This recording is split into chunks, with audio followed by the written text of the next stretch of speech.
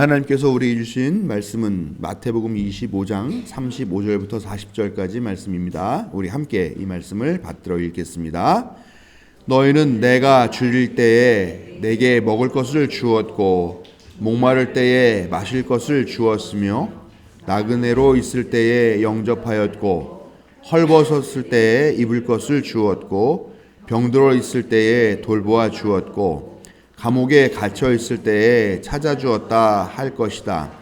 그때의 의인들은 그에게 대답하기를 주님, 우리가 언제 주님께서 줄이신 것을 보고 잡수실 것을 드리고 목마르신 것을 보고 마실 것을 드리고 나그네 되신 것을 보고 영접하고 헐벗으신 것을 보고 입을 것을 드리고 언제 병드시거나 감옥에 갇히신 것을 보고 찾아갔습니까? 하고 말할 것이다. 임금이 그들에게 말하기를 내가 진정으로 너희에게 말한다. 너희가 여기 내 형제 자매 가운데 지극히 보잘것없는 사람 하나에게 한 것이 곧 내게 한 것이다 할 것이다. 아멘. 네, 반갑습니다. 오늘 이 자리에 참여한 모두 위에 성부, 성자, 성령 하나님의 은혜와 자비와 깨달음 주심이 함께 하시기를 축원합니다. 오늘은 마태복음 25장 35절로 40절 말씀을 가지고 버려진 자의 곁에서는 용기라는 제목으로 말씀을 나누겠습니다. 마태복음 25장 이 오늘 본문을 가지고 제가 설교한 게 일단 기록해 놓은 것만 해보더니 한 4번 정도 되더라고요. 그만큼 사실은 되게 많이 했는데 할 때마다 여러 가지, 그리고 사실 첫 번째 설교했을 때는 좀 잘못했더라고요. 그래서 여러 가지 생각을 하게 되는데 어렸을 때는 이렇게도 생각하면서 컸구나 이런 생각이 들기도 하고요. 그래서 오늘 뭐 다 아시겠지만 이 본문은 지극히 낮은 자라고 얘기하는 거에 관심을 가지면서 준비한 내용입니다. 오늘 우리가 살고 있는 세상 얘기하면서 하나 좀 한번 얘기해보고 싶은 게 나누는 세상이라는 거에 대해서 한번 생각해보고 싶다는 생각을 했습니다. 오늘 이러저러 자꾸 나누는 일들이 계속 일어나고 있지 않은가. 그리고 나서 자주 물어보는 게 너는 어느 편인가? 라는 이런 질문을 하게 됩니다.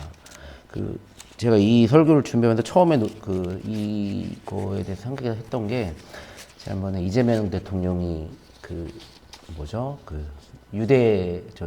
이스라엘에 대해서 비판 아닌 비판을 했을 때 사실 이스라엘에 대한 비판이 아니라 보편적 인권에 대한 저는 선언이었다고 생각을 하는데 어쨌든 이스라엘이 인권에 대한 이야기에 대해서 눈 감고 있고 어느 측면에서는 좀 그런 생각이 들었어요. 지금 오늘 여러분들하고 같이 이야기 나눌 사람도 버틀러라고 얘기하는 미국의 철학자에 대한 이야기를 하긴 하겠지만 이 사람도 유대인이거든요. 근데 그 내용 보면서 안타까웠던 게 유대인들이 가지고 있는 어떤 아픔, 2차 대전의 아픔이라고 얘기하는 것 때문에 모든 사람들이 자기 편에 서기를 요구하는 것. 그러면서 아마 이재명 대통령이 얘기한 건 우리도 그만큼의 아픔에 있었던 민족이다라고 얘기하는 거.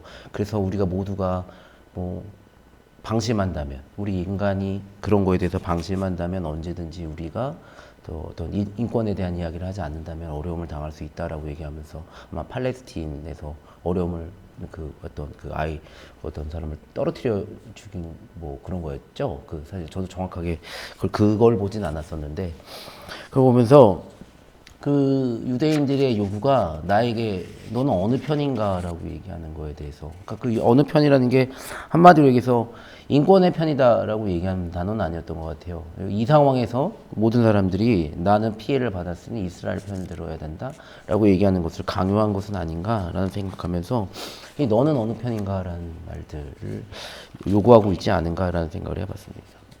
근데 이 어느 편이라고 얘기하는 게 지금 보편적 인권 이런 얘기를 하게 되면 좋겠지만 실제로 오늘 우리가 살고 있는 세상이 그렇지는 않은 것 같아요. 저도 되게 어려운 게 어느 편에 설 것인가 우리 신학교 다닐 때도 좀 그런 생각이 들기도 했었는데 어느 편에 설 것인가를 늘 끊임없이 현실적으로 요구되는 상황이 있거든요. 근데 그 요구를 되더라도 본질적인 거에 대해서 얘기를 해야 되는데 그 본질적인 거에 대해서 얘기하지 않고 뭐 그 어느 편에 설 것인가라는 것들에 대해서 강요당하고 있지 않은가라는 생각을 했습니다.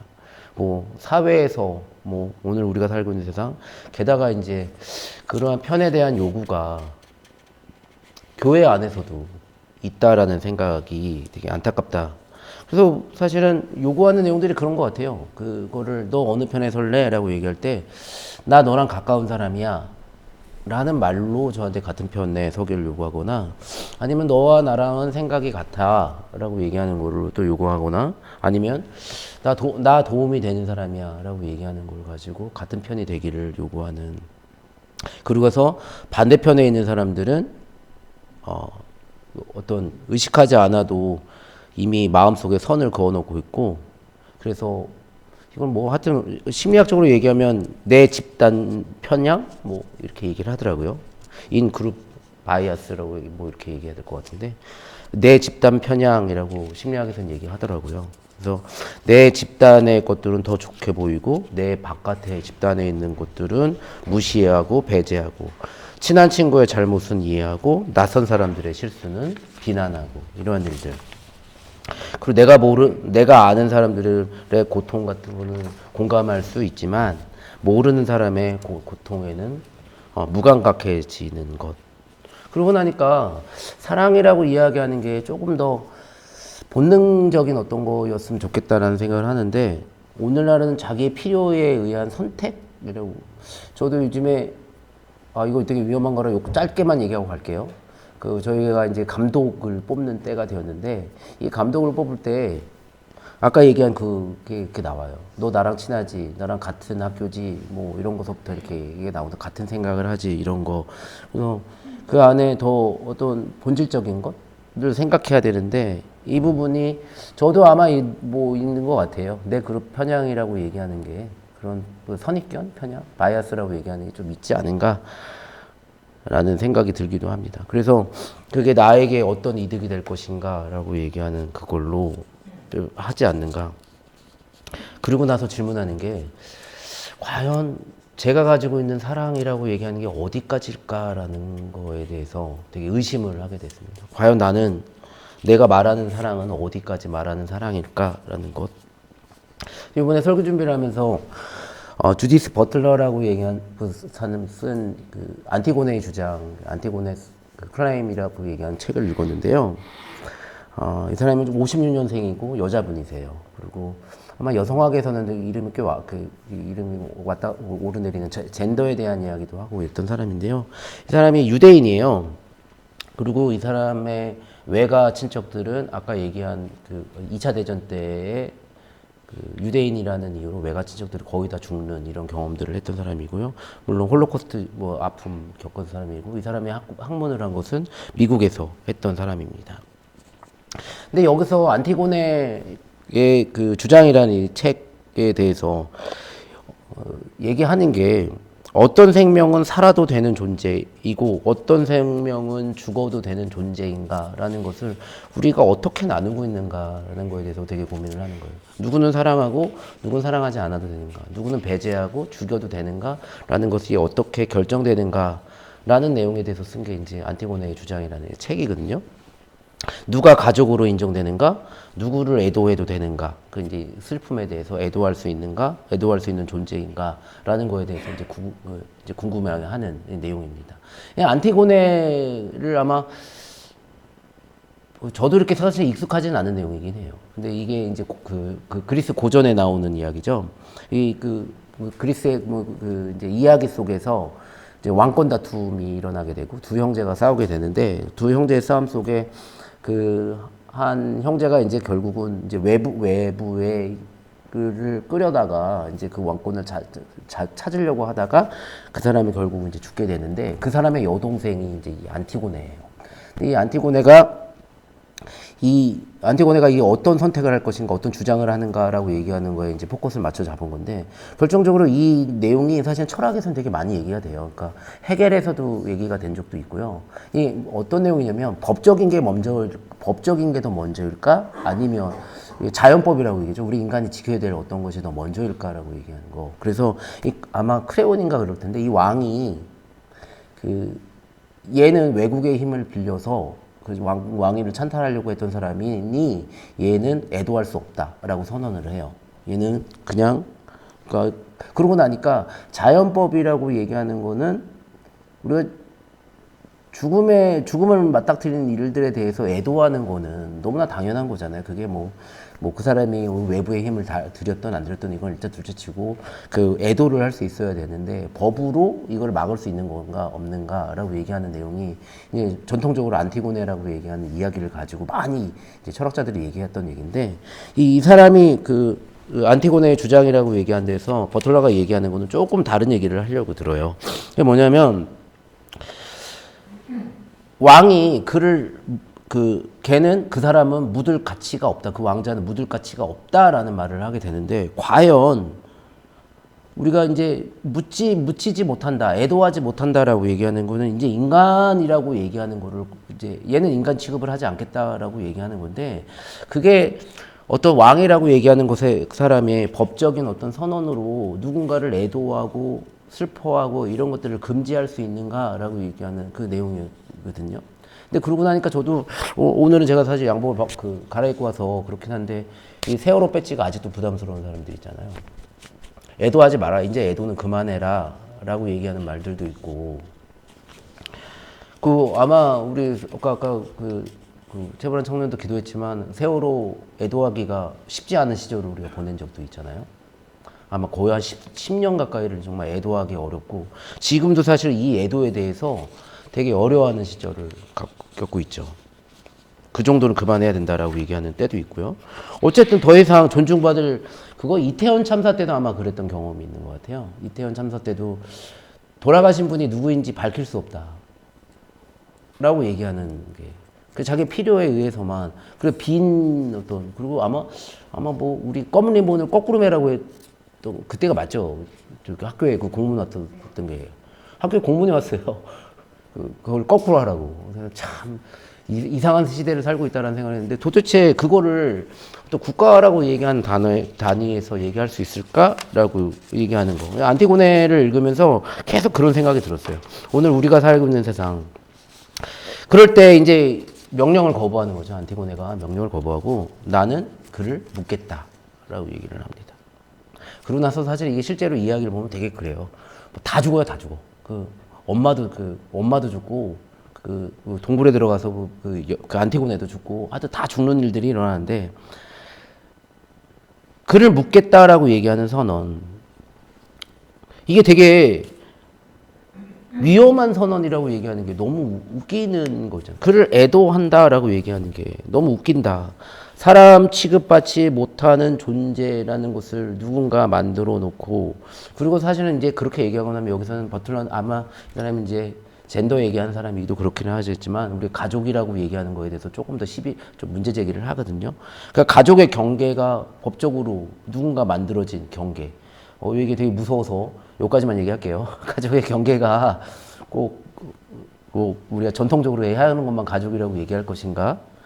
남자와 여자 뭐 이런 것들 이런 거에 대해서 좀 문제 제기를 해야 되기를 할 텐데 가족의 경계, 애도의 경계라는 것을 안티고네는 허물었다라고 얘기하는 게 이제 안티고네의 주장의 핵심적인 내용입니다. 그 누군가가 만들어온 가족의 경계, 애도의 경계, 허무는 선언 안티고네가 한 것이다라는 거죠.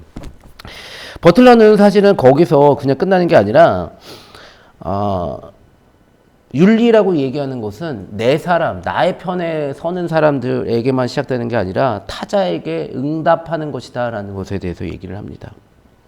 사회가 보지 말라고 한 존재를 다시 바라보는 행위, 바라보지 않았으면 하는 것들에 대해서 다시 바라보는 행위가 윤리이고요. 그거는 어쩌면 되게 위험한 일이 될 수도 있다라고 얘기하면서 법을 어기는 일이 되고요. 그 질서를 거스르는 일이 될 수도 있고요. 때로는 자신을 희생해야 되는 길이기도 합니다. 근데 이렇게 얘기하고 나니까 여러 가지가 생각이 나요.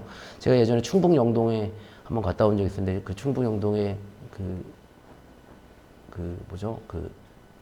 그 한국 전쟁 때 학살당한 사람들에 대한 걸 보면서 그리고 제주 4.3 이번에도 그때 에드왈 요번에 영화가 하나 나온 거라고 얘기하던데 그 김어준하고 관계된 네 너의 이름 내 이름 근데 사실 제 친구가 소설가가 하나 있는데 그 친구가 쓴 그 소설 제목이 이름 도둑이라는 소설이거든요. 근데 그거는 그 광주 민중항쟁 때 이름 도둑 이름을 불릴 수 없는 사람들에 대한 이야기였거든요. 이름을 불릴 수 없잖아요. 그리고 제주도 얼마 전까지 자기의 이야기를 하지 않았잖아요.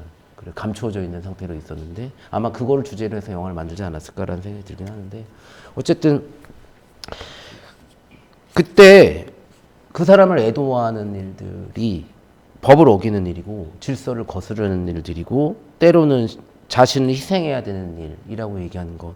그럼에도 불구하고 버틀러는 사랑이라고 얘기하는 것은 그냥 안전한 감정, 좋아하는 사람들 좋아하는 그런 안전한 감정이라기보다 경계를 넘어서는 결단, 실천 이런 것들을 사랑이라고 불러야 되지 않을까라는 것을 찾게 됩니다.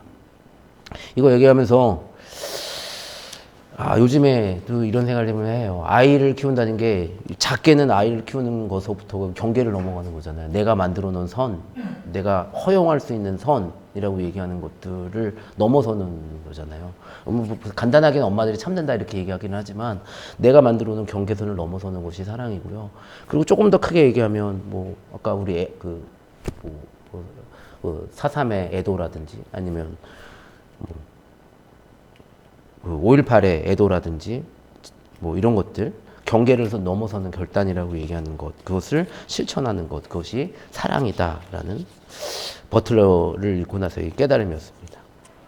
그러고 나서 이거에 사실은 설교 준비를 할 때 원래 본문을 가지고 설교를 하잖아요. 근데 저는 사실 거꾸로 했어요. 이번에는 버틀러 이야기를 가지고 같이 얘기할 수 있는 본문이 뭘까라고 얘기하고 찾아봤더니 마태복음 25장에 나온 거예요. 그랬더니 한 5번 설교한 게 된 거고요. 근데 오늘 비유의 이야기잖아요. 이 비유의 이야기 보면 내가 줄일 때 너희가 먹을 것을 주었고 목마를 때 마시게 하였고 나그네 되었을 때 영접하였고 헐벗을 때 입혔고 병들었을 때 돌보았고 옥에 갇혔을 때 와서 보았다. 그리고 나서 오늘 본문의 그 핵심적인 내용이었죠. 지극히 작은 하나에게 한 것이 곧 내게 한 것이다. 라는. 근데 오늘 되게 이 지극히 작은 자라고 얘기하는 단어가 에라키스토스라는 단어, 타토스 이렇게 쓰면 아마 이제 최상급이었던 것 같아요. 제가 이제 헬라어 배운 지 하도 까먹어가지고 오래돼가지고. 근데 이게 이제 불규칙 변화이긴 합니다. 근데 이 지극히 작은 자에게 한 것이 나에게 한 것이다라는 말을 생각해 봤더니 이게 첫 번째는 존재론적인 역전이에요. 이게 작은 자라는 단어가 최고로 작은 자라는 단어를 머리에 이렇게 떠올리면요. 우리는 보잘것없는 가치가 없는 사람이라는 단어를 생각하게 되잖아요. 근데 이게 존재론적인 변화. 예수님은 그 지극히 작은 자라는 것은 보잘것없는 것이 가치가 없는 것이 아니다라는 선언이었고요. 오늘 작은 자를 윤리적으로는 작은 자를 대하는 태도가 바로 하나님께 대하는 태도다라고 얘기하는 윤리적 요청을 얘기하는 거고, 그리고 공동체적으로는 지극히 작은 자라는 그것이 인간 사회의 서열 구조라는 게 있잖아요. 그러니까 이제 이게 최상급을 사용하는데 작은 자, 더 작은 자, 가장 작은 자라고 얘기했을 때 그러한 인간 사회의 서열 구조라고 얘기하는 게 있어요. 있는데 그것을 뒤집은 예수님께서 뒤집는 선언이 아니었나라고 생각하는 거죠.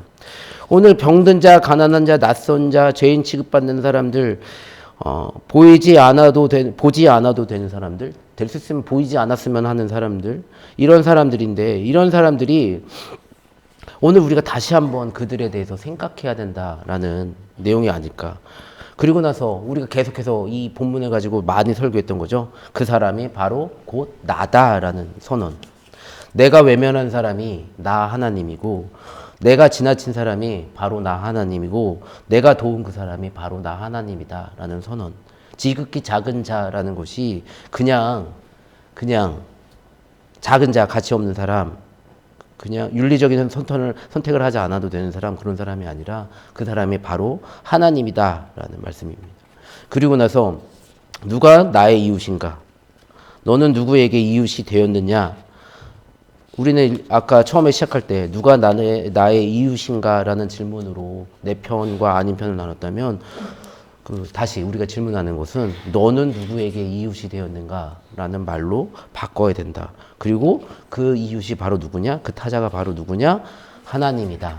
라고 얘기하는 지극히 작은 자에 대해서 다시 한번 생각해야 된다라는 말씀입니다. 그리고 또 하나 이야기하고 싶은 게 여기서 지극히 작은 자라고 얘기하는 그냥 존재론적인 변화뿐만 아니라 여기서 지극히 작은 자에게 한 것이 곧 나에게 한 것이다라는 말을 쓰는데요. 이 하다라는 동사가 그 두 동사로서는 좀 어려운 동사를 써요. 이게 어떤 동사를 쓰냐면 포이에오라는 단어를 쓰거든요. 이 포이에오라는 단어가 언제 사용되냐면 우리가 일반적으로 아는 건 마태복음 3장에 나오는 이야기인데 열매 맺는다라고 얘기할 때 사용하는 말. 그러니까 열매를 맺다라고 할 때 맺는다라는 단어가 포이에오라는 단어를 써요. 그러니까 그냥 하다라는 동사로만 사용하는 게 아니라 되게 여러 가지로 사용하게 되는데요.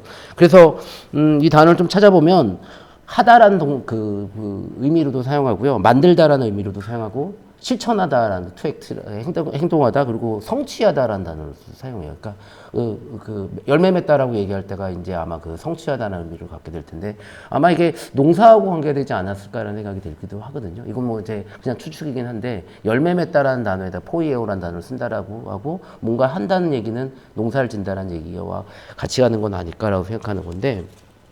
그러니까 사랑한다라고 얘기할 때 너가 이제 이 지극히 작은 자에게 한 것이 곧 나에게 한 것이다라고 얘기하는 것은 바로 내가 열매 맺을 정도의 어떤 결과들을 가져와야 되고 내가 어떤 것을 이루어야 되고 만들어야 되는 것. 그냥 우리가 한다라고 얘기하는 단어가 그냥 한 게 그런갑다라고 얘기하는 게 아니라 그 타자에게 어떤 한 것이라고 얘기하는 거 있잖아요. 그러니까 내가 농사를 지을 때 열매 맺기 위해서 얼마나 많은 노력들을 했는가. 라고 얘기하는 것. 그리고 내가 성취를 하기 위해서 얼마 많은 노력들을 했는가라고 얘기하는.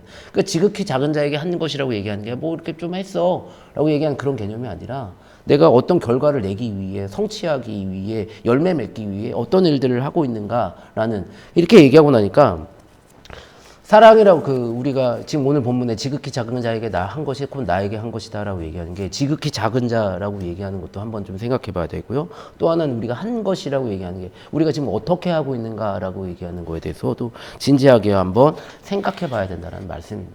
그래서 오늘 왜 그 지극히 작은 자에게 한 것이라고 얘기하는 그 한 것은 오늘 성경 말씀에 되게 구체적으로 얘기가 나오죠. 그런 것만큼 그런 것이 열매 맺을 만큼 내가 어떤 노력을 할 때는 내가 무엇인가를 할 때는 열매를 맺기 위해 노력들을 하잖아요. 그러면 그만큼의 노력들이 그 안에 담겨 있는 정도의 해야 되는 일들. 지극히 작은 자한테 어떻게 해야 된다? 그렇게 해야 되는 것. 그렇게 하는 것이. 그것을 아마 우리는 사랑이라고 얘기하겠죠. 사랑은 말하는 것이 아니니까. 사랑은 무엇인가를 하는 거니까. 그 사랑이라고 얘기하는 것 우리가 그렇게 했었잖아요. 장로님이니까 그 딸아이 아기 때, 아기 때라고 하니까 너무 옛날이긴 한데 기저귀를 갈아주고. 젖을 물리고 그러한 구체적인 행위들이 만들어낸 그것이 사랑이 아닐까. 오늘 보면서 좀 얼마 전에 본 것 중에 하나가 좀 안타깝다는 생각을 하는 게 하나가 있었어요. 그게 뭐냐면 그러니까 기독교에서는 일반적으로 신학이라는 얘기를 되게 많이 써요. 그러니까 개신교나 카톨릭이나 신학이란 말을 되게 많이 쓰고 유대교하고 이슬람교에서는 이제 법학이라는 단어를 좀 쓰는 편이거든요. 좀 안에는 다 율신론적인 어떤 내용이 있긴 하지만 근데 그 내용이 좀 달라진 이유가 뭘까라는 생각을 좀 그냥 해봤어요. 이건 그냥 100% 추측이에요. 이건 뭐 어디에 나오지도 않고 찾아봤는데 나오지도 않더라고요. 아마 그렇게 가르치지도 않더라고요. 왜냐하면 우리는 교회사적으로 교회론 논쟁할 때 옳고 그름에 대한 이야기 그리고 신에 대해서 옳고 그름에 대한 이야기들이 되게 많았던 것 같아요. 그리고 또 하나 우리가 너무 빨리 제도의 종교가 됐어요. 기독교가 너무 빨리 제도 종교가 돼서 신에 대한 이야기에 대해서 해석하는 것이 훨씬 더 중요한. 그래서 너 편, 내 편 아닌 것들을 구별하기 위해 너 이 신에 대해서 어떻게 생각하니? 라고 얘기하는 이 질문들에 더 집중하지 않았나? 이런 생각이 들어요. 이거는 100% 추측이에요. 어느 학자도 그렇게 얘기하지 않았습니다. 근데 이제 읽다 보니까 그렇게 생각이 든 거예요. 그러니까 오늘 우리가 이단 좋아하잖아요, 우리. 그리고 얘가 우리 편이다 아니다 이러고 되게 좋아해요. 그래서 아마 우리가 교단이 몇 개죠? 감리교회도 쪼개질 것 같은 느낌이 들기는 하는데. 하여튼 교단이 엄청나게 많잖아요. 너랑 나랑 다르면 쪼개고 시작하는 거. 신에 대한 이해에서부터 되게 많이 시작을 하거든요. 근데 이게 꼭 좋은 것만은 아니지만 이슬람하고 유대교에서는 법학에 대한 이야기를 해요. 그게 뭐냐면 그 다른 거 같은 부정적인 것들 다 떼고요. 부정적인 거 다 떼고 나서 긍정적인 것만 얘기할게요. 그냥 긍정적으로는 뭐냐면 이 사람들이 너가 어떻게 신이 명령한 그 명령대로 살 것인가라는 거에 대해 관심이 많은 거예요. 그러니까 관심이 많다 보니까 너무 오버한 것도 있죠. 너무 잘못된 거, 뭐 이상한 거는 돼지고기 먹지 말라고 그 비늘이 없는 거 먹지 말아라. 여기까지 간 거에 대해서도 얘기하지만 실제로 저희가 그 유대인들에 대한 사우디아라비아가 가장 수출을 많이 하는 그 수입을 많이 하는 내용 중에 하나가 낙타 얘기하잖아요. 낙타를 수입을 많이 합니다. 걔네가 먹어서 낙타를 먹기 때문에. 근데 사우디아라비아에서는 낙타를 먹는 것만큼 키우지 못하니까 수입을 한답니다. 우리 이해가 안 되죠? 근데 그 이유 중에 하나가 여러 가지 이유가 있지만 걔네들은 가난한 사람들에 대한 구제의 법이 있어요. 가난한 사람들을 위한 구제의 법이 그렇게 해야 되기 때문에 그 낙타를 그렇게 소비를 해야 되는 이유들도 있는 거예요. 그러니까 내가 가난한 사람들에 대해서 만나서 아니면 내가 지극히 작은 자의 사람들을 만나야 돼서 그 사람들한테 무엇을 해야 될까? 하나님은 너를 사랑한다라고 해요. 하나님은 사랑이다라고 얘기하는 선언 있잖아요. 신학적인 선언이 있거든요. 하나님은 사랑이다라고 얘기하는 선언이 나쁘다고 생각하진 않아요. 근데 그 단지 문제는 뭐냐면 그 사랑에 지극히 작은 자 아니면 내가 지금 만나서 도와야 될 사람이라고 얘기하는 것 윤리적 선언이 가끔은 빠지지 않았는가라는 생각이 들어요. 그냥 하나님은 사랑이라는 말은 하지만 그 사랑이 무엇인지에 대해서는 별로 얘기하지 않는 거예요. 지극히 낮은 자를 향해 열매를 맺을 정도로 하고 있는 것이 무엇인가. 그리고 이슬람이나 유대교에서는 그게 너무 율법적으로 남아있어서 문제가 되긴 하겠지만 실제로 오늘 우리가 그걸 법적인 윤리로서 우리가 생각한다면 우리가 하나님 믿는 사람이라면 적어도 이런 건 해야 되지 않겠니? 라고 얘기하는 윤리로 얘기하고 법적인 내용으로 얘기한다면 조금 더 달라지지 않을까라는 개인적인 뭐 종교학을 공부하는 사람으로서 좀 안타까움이었습니다. 오늘 우리가 지극히 작은 자가 누구인지 잘 모르겠어요. 근데 확실한 거는 우리가 만나는 경험 속에서 그것을 무엇이라고 정의를 하면 제가 만나는 사람과 여러분들이 만나는 지극히 작은 자는 되게 다를 거라는 생각이 들거든요. 하지만 오늘 우리의 삶 속에서 우리가 만나는 사람 속에서 지극히 작은 자는 아마 있다고 생각을 해요. 그래서 뭐 우리 이제 권사님도 이제 손주를 키우면서 지극히 작은 자잖아요. 그 누구의 도움 없이는 그리고 그 열심이 없으면 되지 않는 그 지극히 작은 자라는 게 있고 그리고 권사님 사랑하는 사람들이 또 있을 거고 우리 아마 이제 직장 생활을 하는 사람들 그 직장을 생활하는 우리 청년들도 아마 지극히 작은 자가 누구인지 다 알 거예요. 아마. 근데 단지 우리 아까 논리 속에서는 그런 게 자꾸 떠오르잖아요. 이게 진짜 나한테 도움 될까? 이런 것들 얘기하면서 지극히 작은 자를 이렇게 배제해 나가는 일들을 하지 않는가라는 생각을 하는 거죠. 그리고 저도 아마 제가 처한 현장에서는 제가 만나는 사람 속에서는 지극히 작은 자에게 하는 것이 나에게 하는 것이다. 내가 이 지극히 작은 자를 누군지 생각을 좀 더 해봐야 되고 그리고 지극히 작은 자에게 해야 할 것이 무엇인지에 대해서 생각해 봐야 되지 않을까라는 생각을 하게 되었습니다. 오늘 착함이라고 얘기하는 것을 머리로 생각하지 않았으면 좋겠어요. 이제는 착함이라고 얘기하는 것이 지극히 작은 자에게 하는 것이 착함이고요. 지극히 작은 자에게 실천되고 성취되어야 될 것이 착함이라는 생각으로 좀 바뀌었으면 좋겠습니다. 그리고 마지막으로 그것을 하려면 지극히 작은 자를 찾을 때 경계를 넘어설 용기가 있어야 된다고 생각합니다.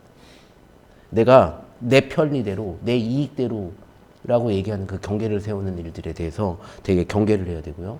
그리고 진짜 이 사랑이라고 얘기하는 거는 내 경계가 막아내는 것이 자꾸 막으려고 하는 내 경계를 넘어서서 용기를 낼 때 사랑이라고 얘기하는 게 의미가 있어지고 실천할 수 있지 않을까라는 생각을 합니다. 그리고 마지막으로 아까 말씀드린 것처럼 이 사랑이라는 건 이제는 관념적으로 머리로만 생각하지 않았으면 좋겠습니다. 지극히 작은 자에게 한 것.